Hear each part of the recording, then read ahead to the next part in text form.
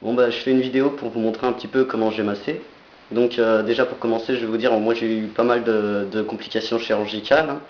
Et puis je suis un gros fumeur comme vous pouvez le voir. Et puis j'ai des, j'ai des points marrons là, c'est des kératos, c'est pas grave mais ça n'a rien à voir hein, avec la chirurgie. Donc je vais vous montrer comment j'ai massé ma cicatrice.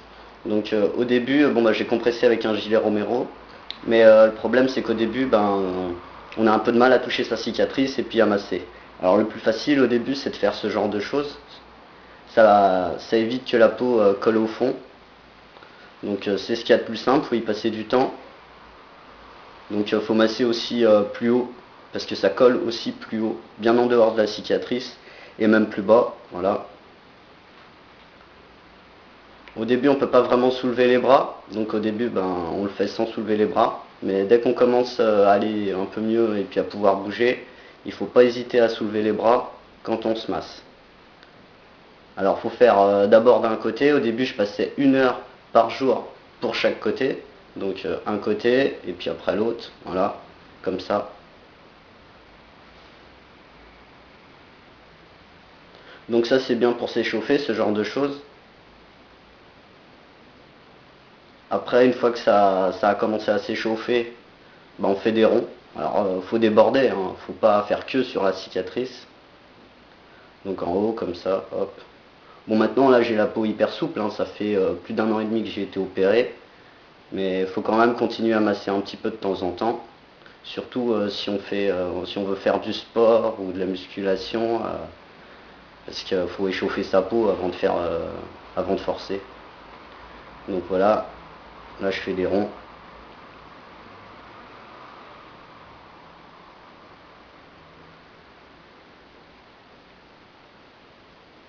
Quand on est sur la cicatrice, il ne faut pas hésiter à appuyer. Comme ça comprime la peau, ça comprime la cicatrice entre les doigts et les côtes. Et ça a tendance à écraser la cicatrice, à la faire plus plate.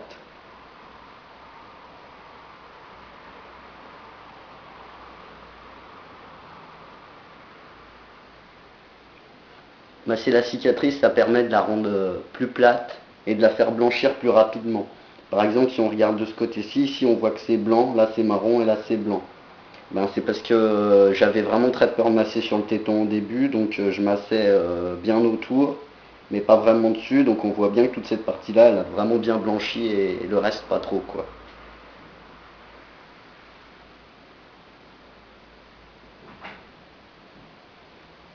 Donc voilà pour les massages avec des petits ronds. Après, ben, quand la cicatrisation elle avance un peu plus et qu'on est plus à l'aise, ben, faut pincer. Alors faut pincer dans le sens contraire de la cicatrice. Alors le plus facile c'est de commencer sous les bras. Donc par là, on pince comme ça, puis on roule les doigts. Comme ça, hop, hop, hop, dans ce sens-là. Et puis aussi au-dessus. Alors sur le téton, j'ai toujours eu beaucoup de mal à me masser, hein, c'est pour ça que ça a traîné un peu. Par exemple ici, là on voit, là, c'est un peu moins évident, j'avais un peu de mal à masser, alors c'est un peu moins joli, mais au-dessus c'est bien parce que j'ai bien massé, quoi. Donc faut bien pincer dans ce sens-là et faire rouler la peau. Donc faut pas toujours le faire dans le même sens, hein. Faut le faire aussi dans l'autre sens. Là je le fais à la verticale, mais après sinon faut le faire dans l'autre sens, faut pétrir dans l'autre sens comme ça. Donc on va pas le faire dès le lendemain de l'opération bien évidemment, mais faudra quand même le faire à un moment donné, quoi. Si on veut avoir une belle cicatrice, voilà, dans ce sens-là aussi. Voilà. C'est pour casser ce qu'il y a à l'intérieur, tout ce qui durcit, ça fait comme des fibres. Voilà. Après aussi on peut tordre, donc tordre la peau comme ça. La cicatrice aussi, comme ça, dans un sens et dans l'autre. Voilà, hop.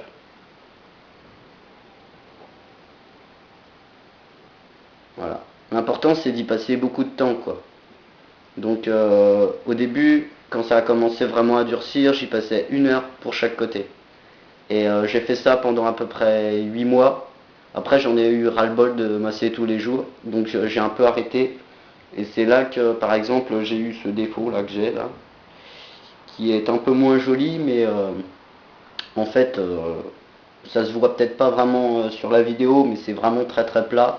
Et une fois que ça aura blanchi, ben voilà, on n'y verra plus que quelque chose d'assez joli, quoi, voilà, d'avoir des cicatrices bien propres. Et là, j'en suis à 1 an et demi après l'opération.